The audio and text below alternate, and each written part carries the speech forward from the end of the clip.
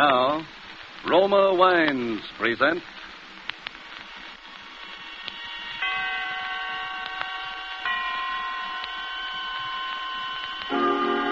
Suspense. Tonight, Actor's Blood, written and told to us by Ben Hecht, and starring Fredric March. Suspense is presented for your enjoyment by Roma Wines. That's R-O-M-A, Roma Wines.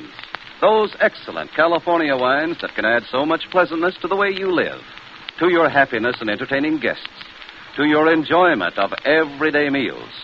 Yes, right now a glassful would be very pleasant as Roma Wines bring you Suspense. This is the Man in Black, here for the Roma Wine Company of Fresno, California, to raise the curtain on a presentation unique in these weekly half hours of suspense. Tonight from Hollywood, Roma Wines bring you a star of the first magnitude, Mr. Fredric March. And in person, one of America's foremost tellers of tales, Mr. Ben Hecht of Broadway and Hollywood, who will appear as actor and narrator in a suspense play dealing with a mysterious death and the twisted passions and loyalties of the world behind the footlights. And so, with Actor's Blood, and with the performance of Fredric March, supported by Ben Hecht, from whom we will hear the narrative in the author's own words, we again hope to keep you in suspense.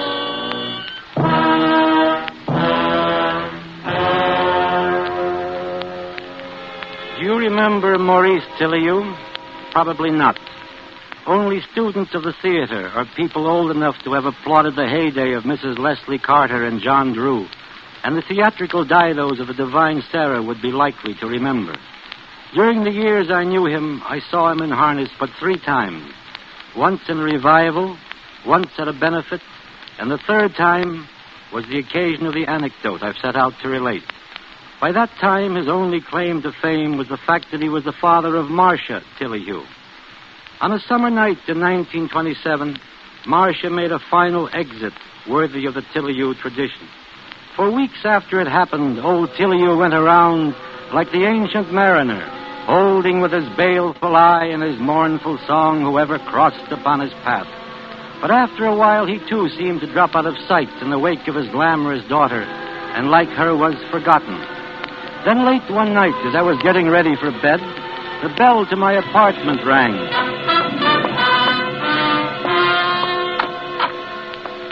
Ben, I come with a message from the dead. Indeed. Well, come on in and tell me about it. Ben, do you believe in ghosts? I've got nothing against them. Good. I have just come from a miserable modern dress caricature of that greatest of the bard's plays, Macbeth. You will scarcely credit what these upstarts have done to Shakespeare's masterpiece. They haven't altered the text, have they? You recall the 4th scene of the 3rd act? Oh, yes. The scene in which Banquo's ghost appears. Just so. In the folio edition of the play, the stage directions clearly read, "The ghost of Banquo enters and sits in Macbeth's place." In the foul production which I have just witnessed, the ghost does no such thing. It is an empty chair, to which Macbeth shrieks his guilty line, "Thou canst not say I did it. Never shake thy gory locks at me." An invisible ghost, eh? That's not so illogical. Yeah, but what drama is there in it? How can we feel Macbeth's terror if it's an empty stool at which he shouts, "Avaunt and quit me sight! Let the earth hide thee! Thy bones are marrowless! Thy blood is cold! Thou hast no speculation in those eyes which thou dost glare with." The way you read those lines, sir, I have no trouble at all seeing the ghost. Thank you. Now listen. I am going to produce that scene in modern dress, and it's not going to be a namby-pamby production such as the one I witnessed tonight. I am going to give a banquet at my home, and there is going to be a place set at the table for my daughter, Marsha. Look, Maurice, I'm very fond of you, Now, but... you are wondering why, aren't you? My boy, like Hamlet, I am but mad north-northwest. The empty place at the table will be purely symbolic, I assure you. No apparitions will appear, not to you and me, at any rate. I cannot guarantee what my daughter's murderer will see there. Marcia's murderer will be there? They will all be there. All who loved her and all who hated her. And woe to the hand that shed this costly blood. But if you know who the murderer is, why don't you go to the police and tell them? Police? My daughter, sir, would not have wanted so crude and sordid an epilogue to her life story. Like her father before her and my parents before me, she had actor's blood in her veins. She shall be avenged, my friend. But it will be no affair of handcuffs and policemen. I'll not go whining on Marsha's behalf among the cigar butts and cuspidors in some precinct station. No, her murderer shall be unmasked at a mighty banquet. On Friday next, at 8:30. Curtain time, my friend. I'll see you there. Yes, I'll be there.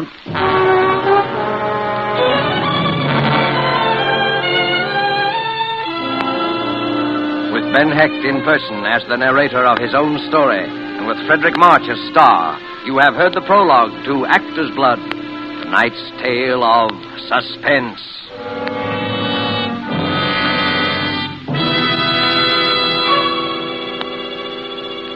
And now, in this brief intermission, let us picture a scene beneath a radiant Caribbean moon at the fashionable Hotel Nacional de Cuba in Havana.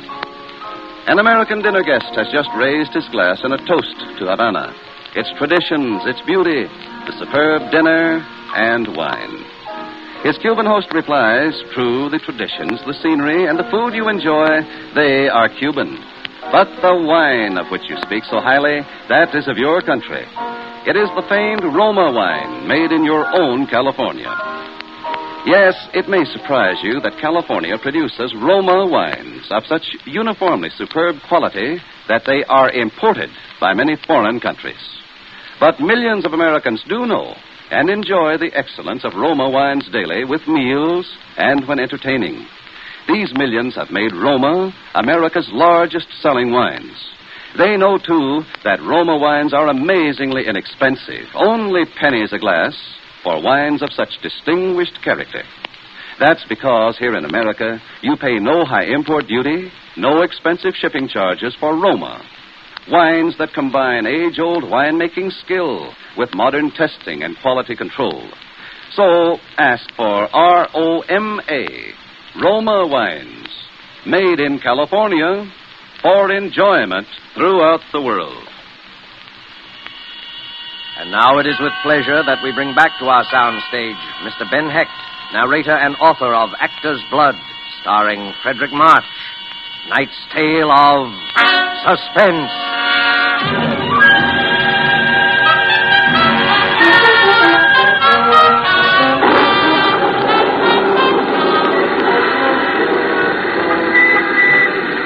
Rained on that Friday night. Thunder rolled in the sky, and the streets were full of that picnic-like confusion which storm brings to the city.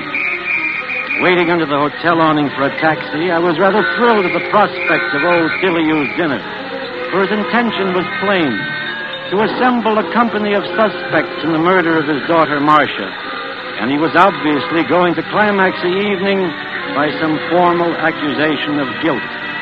I knew pretty well who the suspects were, and I suppose I was one of them.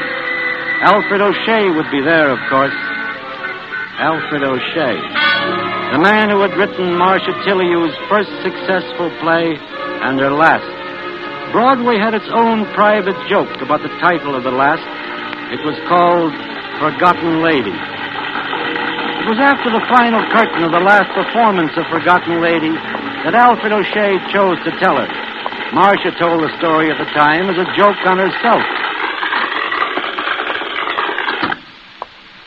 Hello, Marsha. Oh, why, darling, you waited for me in my dressing room like old times. I'm touched, really touched. Look, sweetheart, you're off stage now, so cut the Bernhardt. You know why I'm here. I do. All right, I'll say it again. I'll say it for the last time. I want a divorce. I want to marry Rena Krasnov. I want to marry Rena Krasnov. Oh, such a bad line, and from such a great playwright. No, dear Alfred, not for her. It'd be too belittling a successor. Oh, Can't you see, darling, after all we've been to each other, it's like Pygmalion wanted to trade in his beautiful Galatea for a wooden Indian. Then it's no dice, huh? No dice, Alfred. No divorce. Not as long as I live. Now, be a darling and help me out of this dress. Okay, Marsha. You just made your own bar. Huh. Well, you can come out from behind that screen now, Father. How did you know I was there? Your asthma, darling. I'm glad you're here, even if you are a perfectly fiendish old eavesdropper. Here, you can unhook me, since that swine refused to. I warned you against marrying that jackanapes of a playwright. Oh, Father. You're saying I told you so. And what I wanted was to weep on your shoulder. Ouch! Oh, I'm sorry. Look here, Marsha. What are you going to do about this career of Now, yours? darling, please don't go into that old routine about my being the last scion of the royal family of the American theater. I'm nothing but a combination of your name and a playwright who specializes in shallow, brittle female leads that enable me to get applause by simply acting myself. Marsha, I won't allow you to speak this way about yourself. You're a great artist. Oh. You have taken your place in the great tradition of the stage beside the immortal figures of Rochelle, Siddons, Bernhardt, Modjeska. Marsha, let O'Shea go. He was never worthy of you. Play Juliet next season. Show them you don't need a fashionable playwright and tailor-made parts to succeed. Show them you have actor's blood. Actor's blood, actor's blood. I'm sick of hearing about it. Just because you and Mother thought it was cute to stick me out there behind the footlights at the age of 5. Because you never had any real life. You didn't see any reason why your daughter should have. I'm supposed to have actor's blood. All right. I'm only thinking of you, Marsha. Only of you. But that O'Shea is a hot-headed Irishman. He came very near to threatening your life when you refused to do as he asked. Good. I wish he would kill me. I'm sick of the whole rotten business.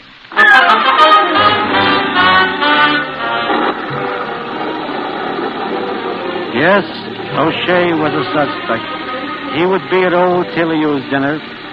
He would be seated across the table from the empty chair. And would he see a Banquo's ghost of Marsha Tilleyoux?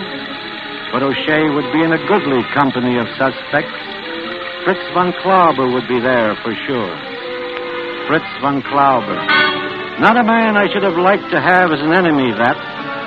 Abnormally sensitive to insult, von Klauber was possessed also of an impenetrable Prussian stupidity.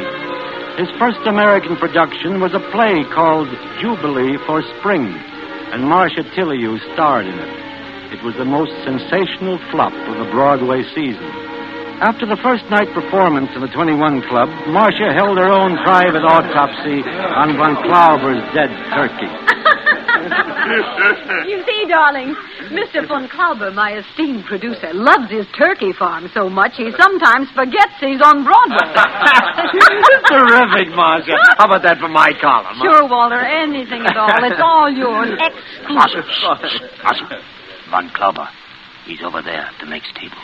He's heard every word. Good. Let him hear. He's going to hear from me in the morning anyway when I start looking for a new producer. Go ahead, my sweet Marsha. Go to it. Rag me in public. I could kill you for this, do you hear? I could kill you. Oh, you could, darling. Well, if my beloved husband doesn't do me in as he keeps threatening to do, perhaps I'll ask you to oblige. I may yet be spared the nuisance of doing the job myself. Marsha, I forbid you to talk like this. Sorry, Father. It must be the actor's blood cropping up again.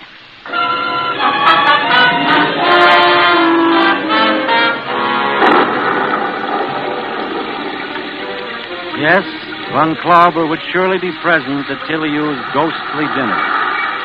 As I got into the taxi and gave the driver Tilleyou's address, my mind was still turning upon the terrible question that I was confident would be answered tonight. The question, who killed Marsha Tilleyoux? Third on my list of suspects was a character named Maurice Stein. Maurice Stein. A one-time racing tout and small-time gangster, Maury turned his brilliant, if slightly frightening talents to flesh peddling. That is to say, he was a theatrical agent. Marsha did 2 shows under his management, both of them flops. It wasn't her fault. There was no belittlement of the name Tillyu. It was still an electric sign, but growing ghostly, slipping still aglow into the side streets of fame. Maurice Stein was Marsha Tillyu's last substitute for love. Maurice, will you stop staring at the door? Let's get out of here. Oh, relax. This is a charming room. I like it here. Look, chick, I said let's get out of here. Understand? Perfectly, I understand that Mrs. Maurice Stein may come walking in that door. Perhaps she'll put two and two together about us. That'd make you sad, wouldn't it? Because you signed over all your money to your good wife. And if she gets any ideas, she may cut you off without a dime. And then where would you... Shut up! You know, I've half a mind... Did you hear what I said? Shut up! If you ever so much as a... Oh, pick up your coat. We're gone. Maury, you are a worm. A despicable, slimy little worm. Sister, nobody talks to Maurice Stein like that and gets away with it, see? Nobody.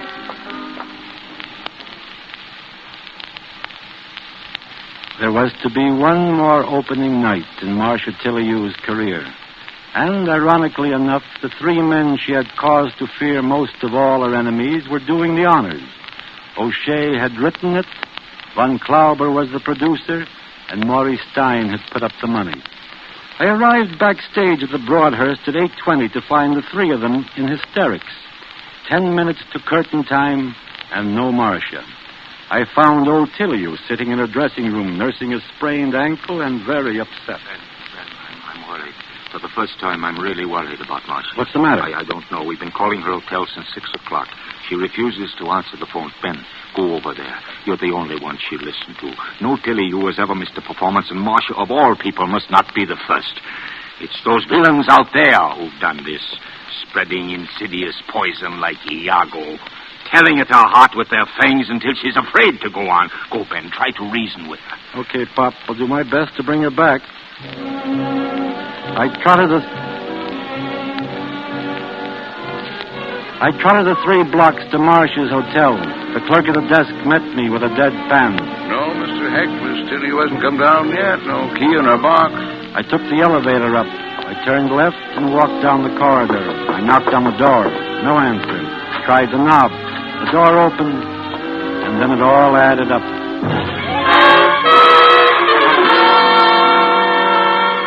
Yes, it added up to a gaudy room in shambles, mirrors smashed, perfume bottles shattered, the portrait of Marsha's Pierrette cut to ribbons.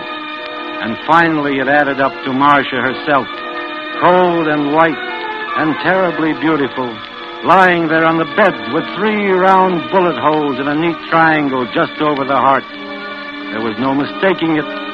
Marsha Tillyu was dead, murdered.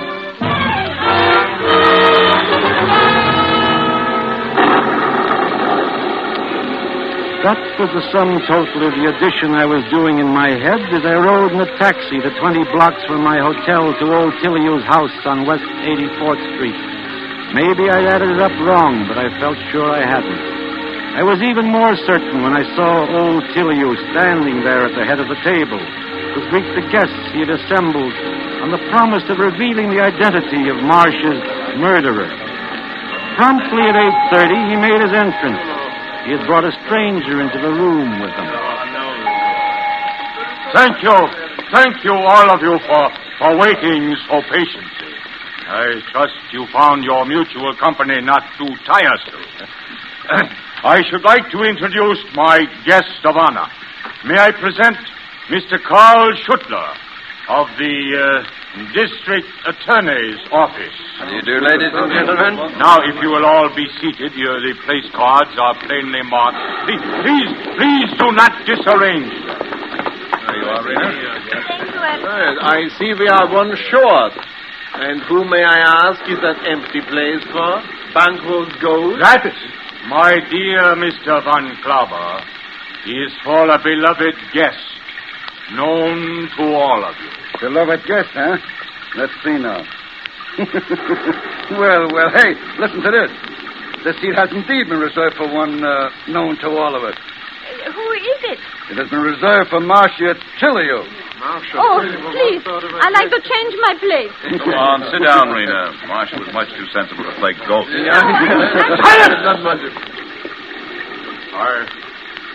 I am an old actor.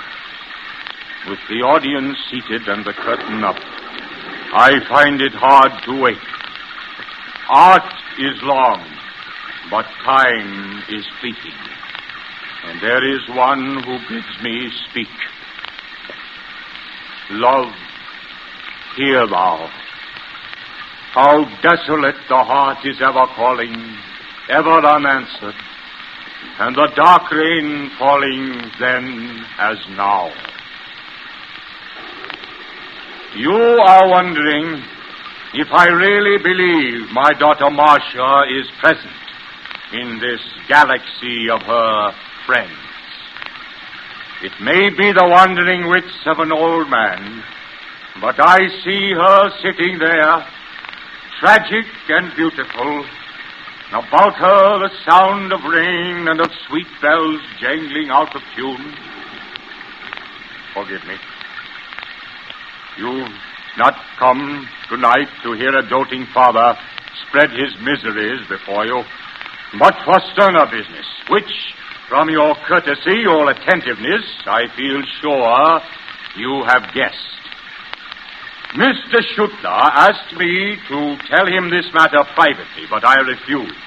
For you were all her friends, her honorable friends, and I wanted you present. Who killed my daughter? Who took her life? There's the question. I have the answer. Yes, Mr. Schutler, the murderer is here. He sits here, sir, among us now, at my table. Shall I lock the door now, Mr. Tillyu? Yes, lock the door. Lock it tight. Leave no chance for escape. It's too late now. No power in heaven or earth can save you. All right, Mr. Tillyu, the door is locked. My friends, is this not like a play? Your face is waiting for the name of Iscariot, the Judas. That's it. Clear your throat. Fidget, squirm, look about you. Who knows, eh? The villain may be right beside you. And who knows but that you may be his next victim. Mr. Tillyu... I keep my promise, Mr. Schutler. I have the proofs, all of them, enough to send the murderer from this table to the gallows. The one who killed Marsha is looking at me now. The blood on his hands, the terror in his eyes. I'll tell you his name. His name is...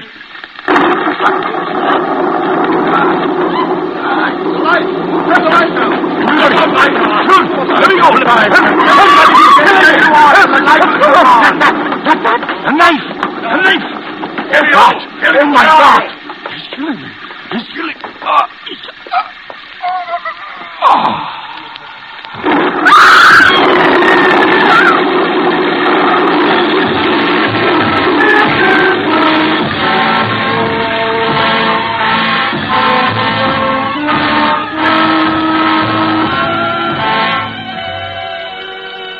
A dagger handle protruded from old Tillyu's crimson shirt front. His eyes were closed. We carried him into the next room and waited outside while the doctor worked over him. Mr. Hecht? I'm Ben Hecht, Doctor. Oh, will you come in, please? He's asking for you. Doctor, is he The back? knife pierced the heart. He hasn't much longer. Ben, is that you, Ben? Yes, it's me. Who did it? Lean over. Lean over so I can see your face. There. Satisfied? Oh, something fell out of my pocket. What?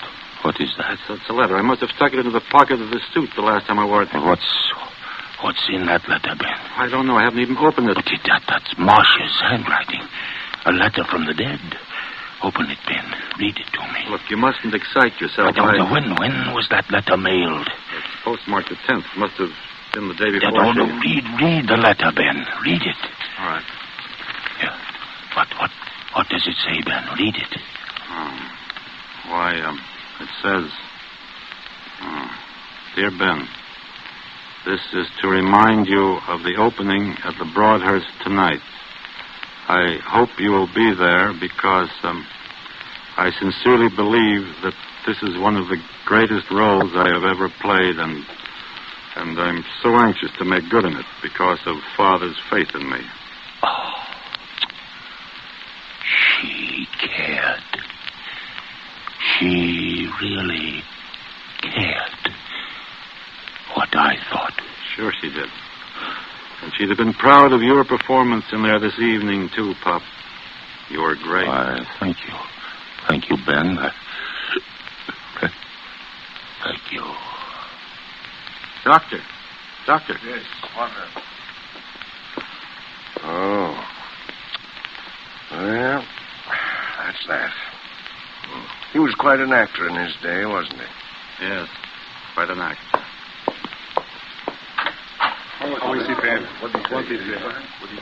He's dead. I've got a letter here that will explain everything. It's a pity I didn't find it sooner. I haven't had the dinner suit on since the night of Marsha's opening. It fell out of my pocket when I leaned over the bed in there. It was written by Marsha Tillyu, the day she died.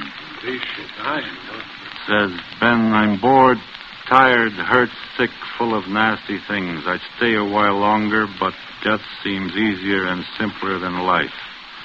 What are a few pills, more or less, to one who has swallowed so much? Take care of Father. He liked you the best. For the last time, Marsha. Suicide? It's a suicide note. What about the bullets? Can't you guess? The old man worshipped her. She was his star. But stars don't commit suicide. Only failures do that. So he fired 3 bullets into her dead body, slashed the painting, and wrecked the place to make it look like a crime of passion. He must have been mad as a hatter. No, he was sane.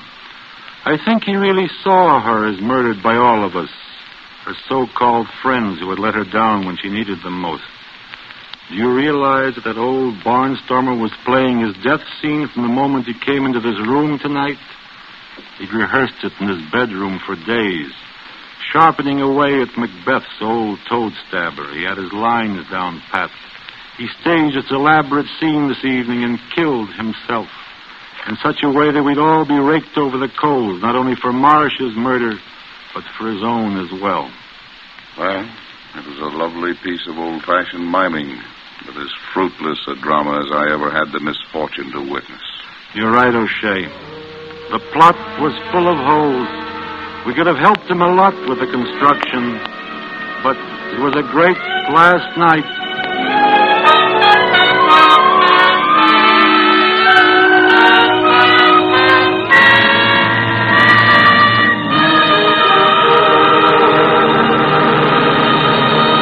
And so closes Actor's Blood, written and narrated by Ben Hecht, starring Fredric March. Tonight's study in suspense. Suspense is produced and directed by William Spear. Have you discovered, as thousands have, how much Roma wines add to the enjoyment of your meals? How their superb flavor makes special occasion feasts out of everyday meals? Well, find out for yourself. Start off the meal with that delightful appetizer, Roma California Sherry. Then place on the table a well-chilled bottle of Roma California table wine, delicate Sauterne, hearty Burgundy, or tart, tasty claret. You'll be amazed at the tremendous difference Roma wine makes in the enjoyment of your foods. Don't overlook this easy, inexpensive way to add thrilling, extra enjoyment of everyday living. Remember, Roma wines cost only pennies a glass. Take a tip from the millions who enjoy Roma wines at meals when entertaining. Ask for ROMA, Roma Wines, America's largest selling wines. Made in California for enjoyment throughout the world. Next week, same time, you will hear Mr. Brian Donlevy, a star of Suspense. Presented by Roma Wines, ROMA. Made in California for enjoyment throughout the world. This is CBS, the Columbia Broadcasting System.